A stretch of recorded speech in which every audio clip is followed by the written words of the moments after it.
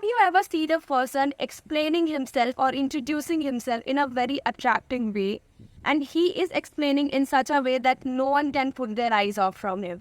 Means all people are listening to him silently with all his interest. This happened to me when I went to an office for an interview, and I saw a person introducing himself in a most attractive and crystal clear way. At that time, I thought that he might be so intelligent and he is having a lot of knowledge before only.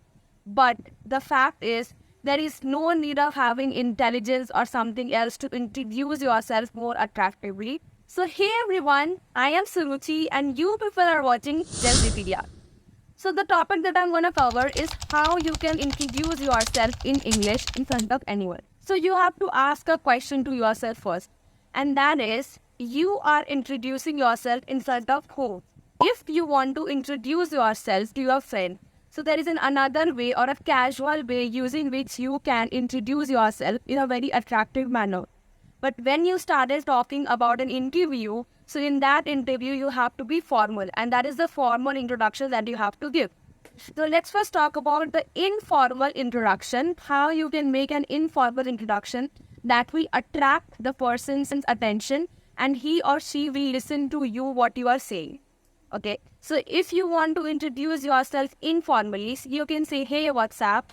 Myself Suruchi, and you can also highlight your works, or you can also say what kind of work you are doing right now, what do you do for a living, like that only. It's just a casual communication that you are making, so you don't have to put that much of effort while you are speaking. But when you talk about an interview, this becomes so formal introduction and it should not be scripted.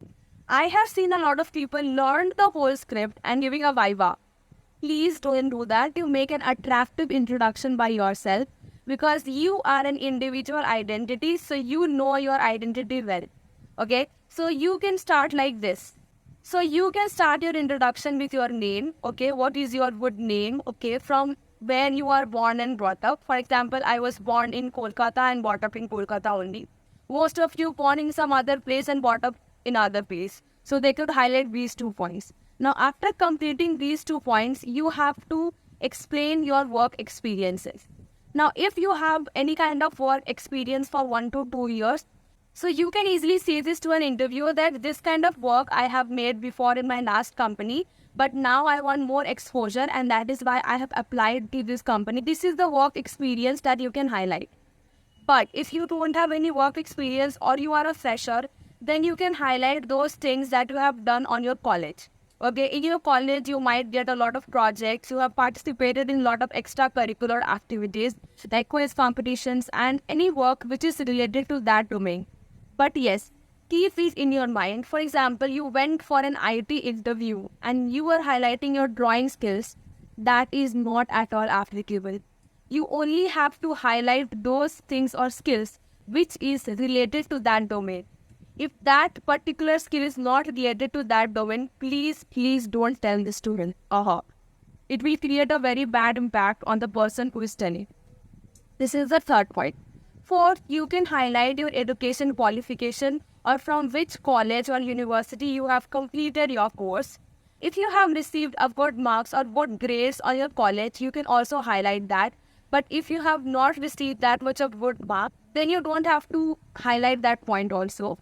With that, you can also showcase your achievements that you have made till now. For example, you have got a prize from your school or college for participating in inter-school competition. Okay, you got first prize in quiz competition. You have participated in a science fair and your school got prize for that. So this kind of things you can definitely show. Now the last point should be, you have to be honest with the interviewer. Interviewer is actually fed up of listening to all the lies that all the candidates made. Just for the sake of selection, you are telling all of these. This is not at all acceptable. Interviewer have a lot of experience than you. He or she could easily detect what lie you have said. Okay, so be very honest with the interviewer. Okay, if you have any demerit, you highlight your demerit in a positive way. If you have any merit, you can highlight that merit in a humble manner. For example, you are not a multitasker. If your HR or manager give you multiple amount of tasks, you will not be able to do that. You cannot directly say this to your HR or interviewer that I cannot do multitask. You can say like this, that I am not a multitasker, because this will distract my concentration and I will have to focus on all different things.